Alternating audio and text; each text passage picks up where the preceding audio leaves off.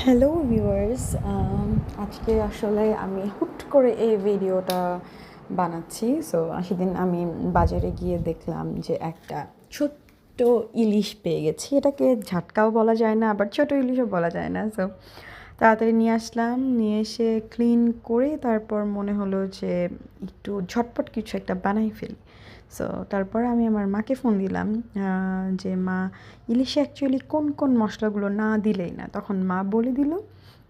মার কথা শুনে আমি ধীরে ধীরে মাছটা ক্লিন করে রান্না করা শুরু করলাম।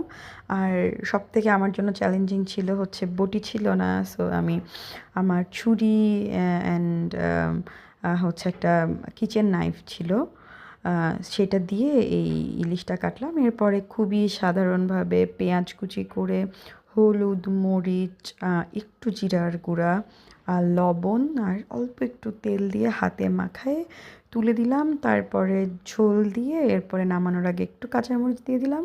So that's it. এই যে আমার খুব অল্প সময়ের একটা কুইক ইলিশের রেসিপি।